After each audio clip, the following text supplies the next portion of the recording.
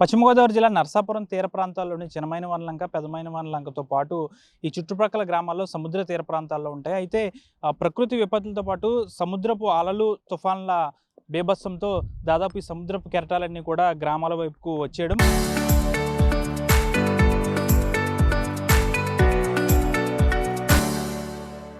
గ్రామాలను కూడా ఈ సముద్రపు కెరటాలతో ముంపుకు గురవడం జరుగుతుంది. అయితే ఇది గమనించిన కేంద్ర మంత్రి నిర్మలా సీతారామన్ ఈ గ్రామాన్ని గత కొన్ని సంవత్సరాల ముందే దత్తత తీసుకున్నారు. పెదమైనవనలంక కేంద్ర మంత్రి నిర్మలా సీతారామన్ దత్తత గ్రామం. అయితే అప్పటి నుంచి కూడా గ్రామంని ఆమె అభివృద్ధి చేసుకుంటూ వస్తున్నారు. అయితే దీనికి సంబంధించి ఈ గ్రామంలో సముద్రపు కోత ఎక్కువగా ఉంటుంది. అలల ఉధృతికి చాలా వరకు కూడా సముద్రం చాలా వరకు ముందుకు వచ్చింది. కోత సమస్య కూడా అధికంగా ఉంటుంది. దీన్ని గమనించిన కేంద్ర మంత్రి ఈ గ్రామానికి సంబంధించి కోత నివారణ చర్యలు చేపట్టాలనే ఒక ఉద్దేశంతో ఒక రక్షణ గోడను ఏర్పాటు చేశారు. ప్రస్తుతం ఆ రక్షణ గోడ మనం చూసుకోవచ్చు.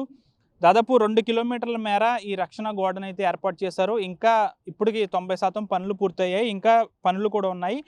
ఈ రక్షణ గోడ నిర్మాణం పూర్తయితే ఒకవేళ ఇది సత్ఫలితాలను ఇస్తే కనుక ఇంకా మిగిలిన గ్రామాల్లో కూడా ఇటువంటి కట్టడాన్ని నిర్మించే యోచనలో కూడా ఉన్నారు. మనం చూసుకోవచ్చు జియో ట్యూబ్ టెక్నాలజీతో ఇదంతా కూడా ఏర్పాటు చేశారు.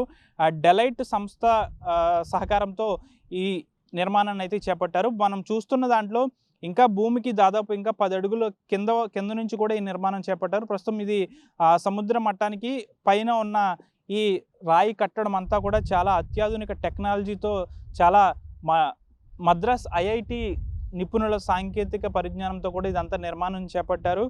అయితే ఇది కనుక సత్ఫలితాలను ఇస్తే ఇంకా సముద్ర తీర ప్రాంతాలు ఏవైతే కోతకు గురవుతున్నాయో ఉభయ సముద్ర తీర ప్రాంతం గోదావరి జిల్లాలో సముద్ర ప్రాంతాల్లో ఏవైతే కోతకు గురవుతున్నాయో వాటిలో కూడా ఇలాంటి నిర్మాణాలు చేపట్టేందుకు కూడా ఏర్పాట్లు అయితే చేస్తున్నారు. ప్రస్తుతం జనసేన మత్స్యకార వికాస విభాగ కార్యదర్శి శివ ఉన్నారు. ఆయనతో మాట్లాడదాం. ఈ గ్రామస్తులు సార్ చెప్పండి, ఇప్పుడు మీ గ్రామానికి సంబంధించి గతంలో చాలా వరకు కూడా కోతకు గురైంది. ఇప్పుడు ఈ నిర్మాణం పూర్తయితే కోత నివారణ చర్యల్లో భాగంగా ఇది పూర్తయితే ఏమైనా నివారణ తగ్గే అవకాశం, కోత గురయ్యే అవకాశం? సార్, నా పేరు మైరా శివకుమార్, మాది పెదమైనవనలంక అండి. ఈ యొక్క గ్రామం 2014 నుంచి కూడా కేంద్ర మంత్రి వర్యులు ఆర్థిక శాఖ మంత్రులు కేంద్ర నిర్మలా సీతారామన్ గారు దత్తత తీసుకోవడం జరిగినది. 2014 నుంచి ఇప్పటి వరకు కూడా ఆవిడ మా ఊరిని ప్రతి నెల మమ్మల్ని ఇక్కడ పరిరక్షణ కోసం ఆవిడ తప్పించే విధానంలో ఇక్కడ డెలైట్ సంస్థతో మాట్లాడి ఆవిడ మా యొక్క సముద్ర కోత గురి కాకుండా ఆవిడ డెలైట్తో మాట్లాడి ఇక్కడ రక్షణ గోడ నిర్మించడం జరుగుతుంది.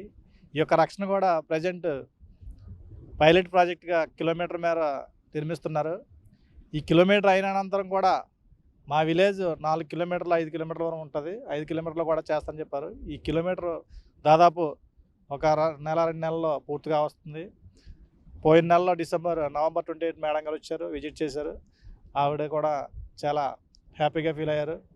ఈ యొక్క గ్రామాన్ని ప్రతి విషయంలో కూడా ముందడుగు వేసే విధానంలో మేడం గారు చేస్తున్నారు. అదేవిధంగా డిజిటల్ బిల్డింగ్ కట్టించారు. మా ఊరికి తూర్పుతలకి మధ్యన వంతెనలు వేశారు.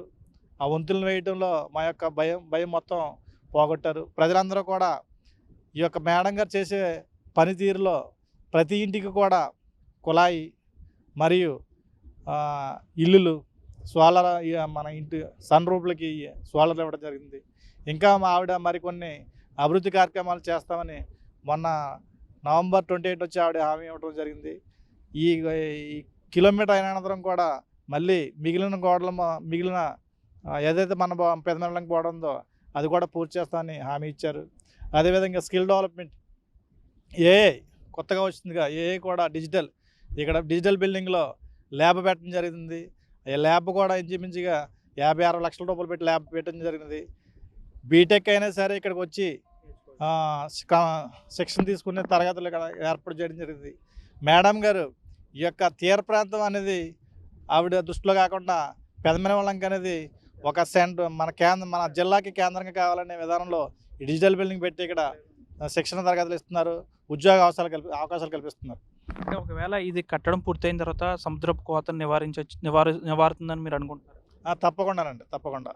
ఎలాగంటే మేము ఈ సముద్రం కొట్టే టైంలో మేము ఇక్కడ శివాలయం ఏర్పాటు చేయడం జరిగింది. శివాలయం ఏర్పాటు చేసినప్పుడు ఏం చేస్తామంటే మేము అక్కడ స్లాబ్లు కూల్చేసి రద్దుంటే పట్టుకొచ్చేసి అక్కడ శివాలయం ఏర్పాటు జరిగింది. ఆ శివాలయం కూడా ఇంకా మాకు డెవలప్ అయ్యి ఆ యొక్క రాళ్ళతోనే ఆగింది. అటువంటిది మేడం గారు ఇన్ని కోట్లు ఖర్చు పెట్టి చేస్తున్నారంటే దానికి ఖచ్చితంగా ఫలితం ఉంటుందని అందరం ఆశిస్తున్నాం. అంటే గతంలో ఎలా ఉండేది సముద్ర తుఫాన్లు వచ్చే టైంలో సముద్రపు కెరటాలు వస్తే మీకు ఏ విధంగా ఉండేది? ఊళ్ళలోకి వచ్చేసేది? అలా ఏం లేదండి. జస్ట్ మనకి వచ్చినప్పుడు అయితే కొంచెం అలలు ఎక్కువ వస్తాయి, కొబ్బరి చెట్లు అయినా కొంచెం పోతాయి, సొర తోటలు అయినా. ఆ మేడం గారు ఏంటంటే ఆ దృష్టిలో పెట్టుకుని కొబ్బరి తోటలు, సొర తోటలు పోగొట్టకూడదు. ఈ యొక్క గ్రామానికి కొబ్బరి తోటలు, సొర తోటలే ఉపాధి కాబట్టి ఈ యొక్క తోటలని, ఈ యొక్క గ్రామాన్ని కాపాడాలన్న సంకల్పంతో ఆవిడ ఈ యొక్క బలమైన నిర్ణయం తీసుకున్నారు. ఇది కూడా 100% సక్సెస్ అవుతుందని కోరుకుంటున్నాం.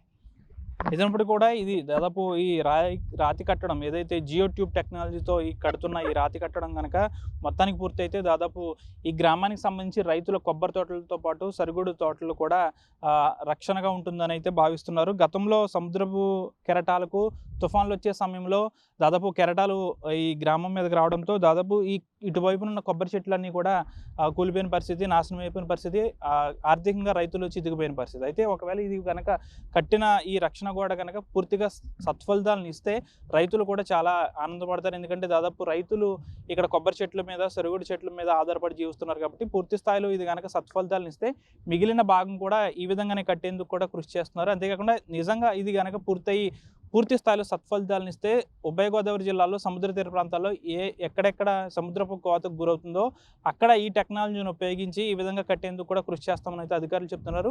ప్రస్తుతానికైతే ఈ గ్రామంలో దత్తత తీసుకున్న కేంద్ర మంత్రి నిర్మలా సీతారామన్ చొరవతో మాత్రమే ఈ గ్రామానికి సంబంధించి ఈ జియో ట్యూబ్ టెక్నాలజీ ఇది కట్టడం అయితే జరుగుతుందని చెప్పాలి. వీడి జనశేఖర్తో మన జాతీయ పెదమైన లంక గ్రామం నుంచి. చరిత్ర సృష్టించినోడు ఇప్పుడు ఆ చరిత్రని తిరగరాయబోతున్నాడు. అబద్ధాల గోడల్ని బద్దలు కొట్టి నిజాలను రాగా మీ ముందుంచబోతున్నాడు. నిజమైన వార్తల కోసం వెంటనే డౌన్లోడ్ చేసుకోండి రా యాప్ని.